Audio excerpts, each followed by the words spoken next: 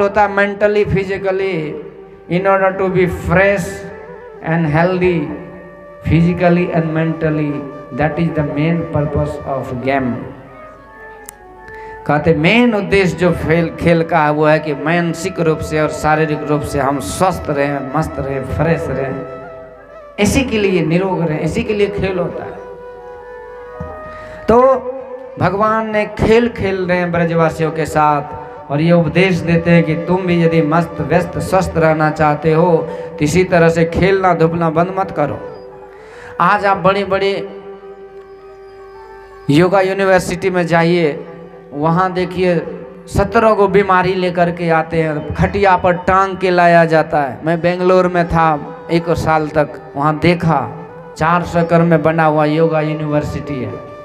कहीं America England से medicine नहीं लाता है, क्या करते हैं तो वहाँ पर 14 घंटे उसको खिलाते धुपाते ही हैं।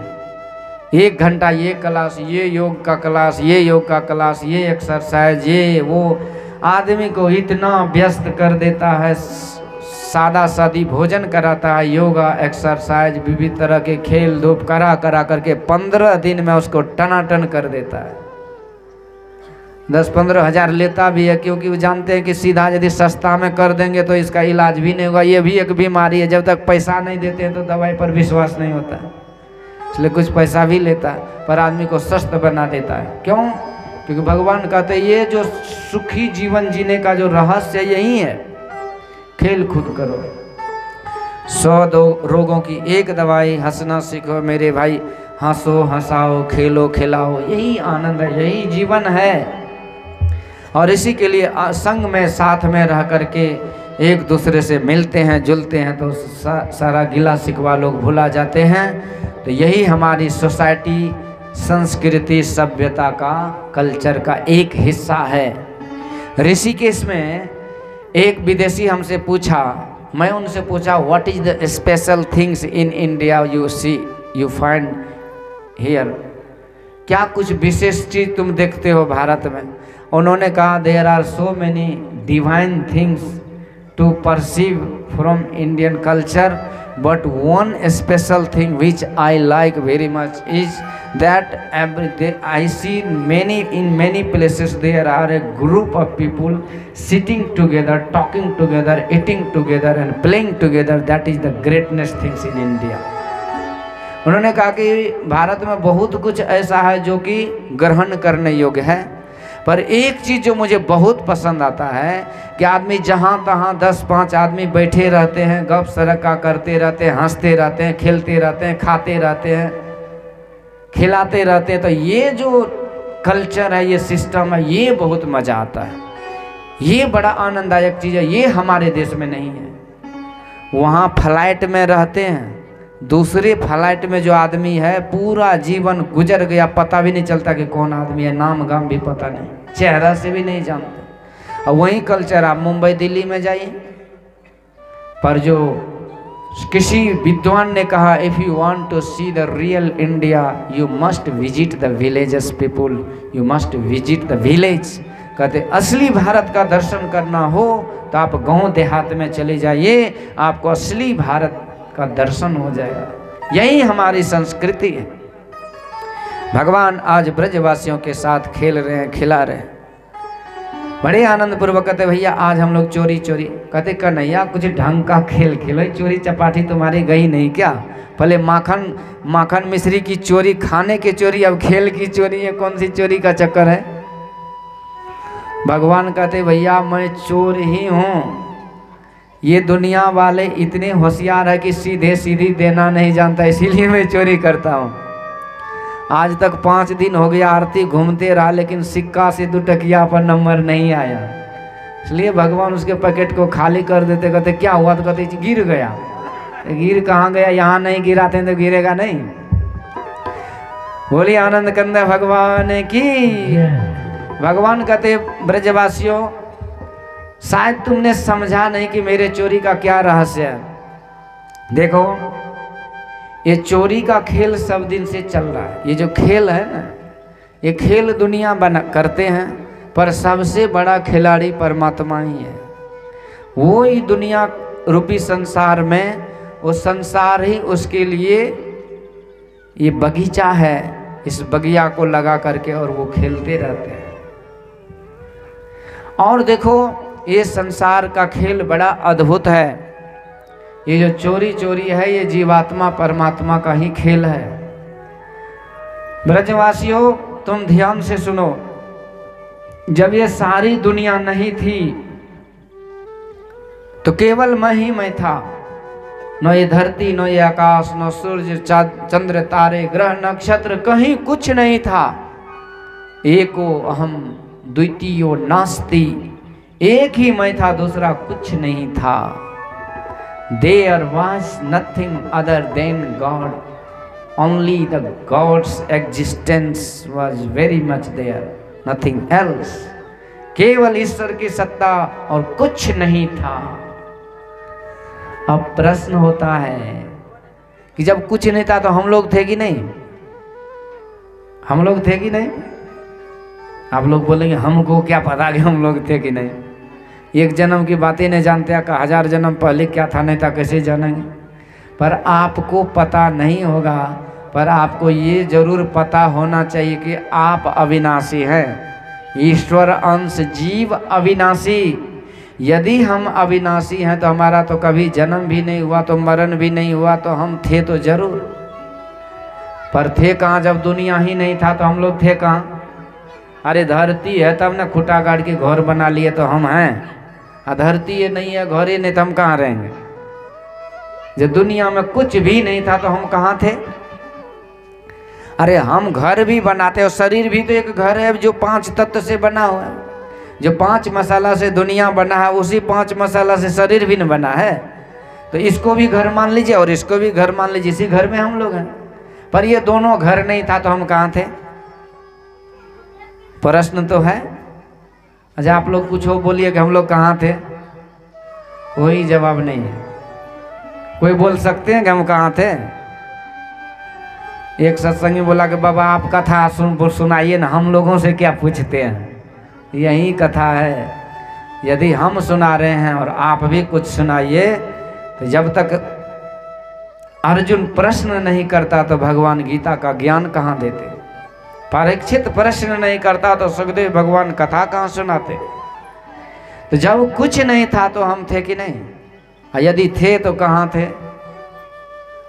भगवान में थे। स्वतः प्रश्न आता है कि हम भगवान में थे। तो भगवान कहते बस भैया यही बात है कि जब कुछ नहीं था तो तुम सब हम में थे, पर तुमको ये पता नहीं था कि हम कहाँ, तुम कहाँ हो। तो तुम सब के सब मुझ में छिपे हुए थे, मेरे गर्भ में छिपे हुए थे। इसीलिए वेद भगवान करते हैं जगत प्रसव करता ईश्वर। ओम युंजानः प्रथमं मनस्तत्वाय सविता धियम्मा अग्नेर ज्योतिर्निचाय पृथिव्या अध्याभरत। उस जगत प्रसव करता ईश्वर का तत्व ज्ञान प्राप्त करो। प्रसव करता जन्मदाता। जगत का मतलब what is the meaning of जगत? यूनिवर्स। क्या अर्थ है जगत का? जगत का अर्थ है कि जो कुछ भी हमको दिख रहा है अथवा जो कुछ इस आँख से नहीं दिख रहा है वह सब जगत ही है। आप ऊपर नज़र उठा के देखिए, आपको तारों का झुंड, गैलेक्सी, स्टार्स दिखाई देंगे। एक एक तारा खरबों खरब किलोमीटर की दूरी पर स्थित है, सबसे नज़दीक वाले तारे। और ऐसे ऐसे अनंत कोटि तारा जो है ये अनंत कोटि ब्रह्मांड ही है और ये सब जगत है। और ये अनंत कोटि विश्व ब्रह्मांड के जन्मदाता भगवान ईश्वर हैं। तो कहते देखो उस समय कुछ नहीं था, तुम सब के सब मुझ में छिपे हुए थे, तो मैंने इस जगत को जन्म दिया, प्रकट किया। और जब जगत को जन्म दिया तो इसी जगत से तुम भी बने हो। इसी से परिवार, घर, मिट्टी, दुनिया, जीव जंतु, पशु पक्षी सबको ईश्वर ने एक संकल्प से बना दिया। एक शब्द सब कुछ किया, ऐसा समर्थ सोए, आगे पीछे तो करे जे बल ही ना होए। ऐसा समर्थवान प्रभु ना किछु ते किछु कर दिखलाया, तदी आप ते आप उपाया। अपने से ही सब कुछ बन गए, किसी से कुछ लेना देना नहीं है, क्योंकि दूसरा कोई था ही नहीं, तो लेगा किससे, उधारी पैंचा।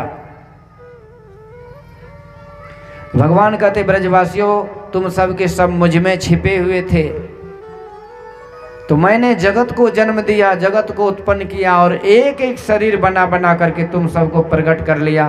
तो मैं तो आंख मिचौनी खेल में जीत गया ना। आंख मिचौनी का मतलब क्या होता है कि 5 आदमी है तो एक आदमी आंख बंद करता है, 4 आदमी छिप जाता है, और छिपने के बाद वो कुहक मारता है, तो ये आदमी आंख खोल करके उसको खोजता है। जब खोज लिए तो उसको घोड़ा बना के उस पर बैठता है, और नहीं खोज पाए तो फिर नहीं खोजने वाले को घोड़ा बना के वो आदमी जो छिपा है वो बैठ करके टहलाता है। यही आंख मिचौनी है। भगवान कहते देख ब्रजवासी, हम घोड़ा इसीलिए नहीं बन सकते क्योंकि तुम सब जीव जो मुझ में छिपा था, तो मैंने तुम सबको एक एक शरीर दे करके प्रकट कर लिया, तो मैं तो आंख मिचौनी का खेल जीत गया। अब सुनो, इसी जगत के कण कण में हम जगदीश्वर छिपे हुए हैं। जिस दिन तुम सृष्टि संसार के कण कण में छिपे हुए उस ईश्वर को प्रकट कर लोगे, उस दिन तुम्हारी भी खेल पूरी हो जाएगी और तुम भी सिंहासन पे बैठ जाओगे। बोलिए भक्तवत्सल भगवान की। यही खेल में हम लोगों को खेल खेलना है, ये खेल को जीतना है। ये कौन सा खेल को जीतना है? वो भगवान जो छिपे हुए हैं इस संसार में, बनाने वाले संसार के, उसी भगवान को खोजना है और तब हम जाकर के खेल जीत लेंगे, तो हमारा दुख छूट जाएगा। नहीं तो ये खेल बड़ा खतरनाक है। ये खेल ऐसा खतरनाक है कि बहुत कष्ट देता है। ये आवागमन का खेल है, बहुत खतरे का खेल है। ये जन्म मरण का खेल है। 84 के चक्कर में पशु पक्षी के शरीर में जा जा करके बार बार जन्मना मरना पड़ता है। ये बड़ा दुखदाई खेल है। इसलिए इस खेल को जीतने के लिए, इस झंझट से छूटने के लिए जगत में छिपे हुए उस जगदीश्वर को खोज लेंगे तो खेल पूरा हो जाएगा। यही है आंख मिचौनी का खेल। पर यहाँ जो खेल हुआ तो ब्रजवासी छिपने चले गए और सबके सब छिप गए। भगवान अपने आंख बंद किए हुए हैं। अब इस पर भी भाव में देता हूँ कि भगवान को आंख बंद कराकर यदि हम छिपेंगे तो कहाँ छिपेंगे? भगवान क्या है? भगवान है पुण्य कर्म, भगवान है शुभ कर्म, भगवान है धर्म। भगवान सब कुछ है। जो भी अच्छे चीज है वो भगवान का रूप है। और सारे अच्छे चीज भगवान में इसीलिए वो भगवान है। यदि सारे अच्छे चीज को छोड़ देंगे तो हम किधर जाएंगे? दिन का उल्टा रात, सुख का उल्टा दुख, लाभ का उल्टा हानि। तो इसी तरह से पुण्य का उल्टा पाप, धर्म का उल्टा अधर्म, शुभ कर्म का उल्टा अशुभ कर्म। यदि भगवान को हमने आंख बंद समझा और हम उधर से भाग गए तो पुण्य धर्म अधर्म, धर्म पुण्य शुभ कर्म को छोड़कर अधर्म पाप और अशुभ कर्म में जाएंगे। यही हाल है। भगवान को आंख बंद किए छोड़ ब्रजवासी जब छिपने गए तो अघासुर के मुंह में चले गए। अघ माने क्या होता है? अघ माने पाप, असुर मतलब राक्षस। ये पाप जो है ये देवता नहीं, ये राक्षस है। संत महापुरुष कहते इस राक्षस से बचो। राक्षस सुख नहीं देता है, दुख देता है। राक्षस जो जंगल में थे तो भगवान को ऋषियों ने दिखाया था और रोने लगे थे, प्रभु ये जो आप पहाड़ देख रहे हो हड्डी का, ये उन राक्षसों ने अच्छे अच्छे महात्माओं को मार मार करके और ये हड्डी सब जमा कर दिया, यही पहाड़ है। ये राक्षस बड़े निर्दयी होते हैं, दुख देते हैं, कष्ट देते हैं, मारते हैं, चबाते हैं परिवार को, सबको। ये पाप कर्म वही राक्षस है जो आपको क्षण क्षण पल पल जीवन के हर मोड़ पर दुख देगा, कष्ट देगा, पीड़ा देगा, यातना देगा, कभी सुख से रहने नहीं देगा। इसलिए पाप को देवता मत समझो, पाप को मित्र मत समझो, पाप को राक्षस दुश्मन समझो। यही संतों ने कहा कि पाप क्या है, बहुत पाप है। कहते समझाइए, गुरु महाराज कहते बेविचार, चोरी, नशा, हिंसा और जारी छोड़कर सारे पापों का जड़ ये 5 महापाप है और ये राक्षस का रूप है और ये हमको दुख देगा, इसीलिए इनको नहीं करना चाहिए। चोरी नहीं करनी चाहिए, ये पाप है। झूठ नहीं बोलना चाहिए, पाप है। नशा नहीं खाना चाहिए, पाप है। सुन लेते कि नशा नहीं खाना चाहिए, उधर जाते बस खैनी चुनौती शुरू कर देते। अंदर से बोलता नहीं नहीं अंदर नहीं भेजिए, जबरदस्ती अंगूठा से ठेल देते, चलो अंदर। फिर भी अंदर से थूक आता था, 5 थूक फेंकते, अंदर स्वीकार नहीं कर रहा, फिर भी जबरदस्ती दे रहे। यही सब हाल है। कहने का मतलब संत महापुरुष कहते दुश्मन है। टोबैको कॉजेज कैंसर, उस पर लिखा रहता है कि कैंसर बनाता है, और कहते चलो छोड़ो जो होगा सो होगा, कौन जीने के लिए आया है। वेदांत की भाषा सुनिए उससे। तो ये पाप कर्म ही राक्षस है। संत महापुरुष कहते भगवान के पास रहोगे तो पाप कर्म नहीं होगा। गुरु महाराज से किसी ने पूछा कि सरकार ये पाप कर्म से बचने का भी कोई उपाय है? गुरु महाराज अपने वीडियो पर वचन में कहते हैं कि तुम भक्ति के शरण में लगे रहो, भक्ति के शरण में आ जाओ तो पाप कर्मों से छूट सकते हो। तो यही उपाय है कि भगवान के अंग संग्रह, भक्ति सत्संग के सहारे इस विशाल छाया में रहें। ये बहुत बड़ा बट वृक्ष है। बट तर कर हरि कथा प्रसंगा, आवई सुनई अनेक विहंगा। ये भक्ति सत्संग प्रवचन वेद शास्त्र पुराण की बृहद वार्ता है। विशाल बट का वृक्ष है, बर का वृक्ष है। इसी के नीचे बैठिए, सुख शांति रूपी छाया मिलेगा, आनंद से रहेंगे। और इससे दूर जाएंगे तो ये पाप आपको जला करके खाक कर देगा। यही हुआ ब्रजवासियों को। दूर चले जा रहे हैं पर छिपने के लिए कोई जगह नहीं मिला। कहाँ गए? तो उसी पाप के मुंह में, अघासुर के मुंह में चले गए, अजगर के मुंह में। और भी रहस्य है। आप कथा को जितना सुनेंगे उतना रहस्य खुलता है।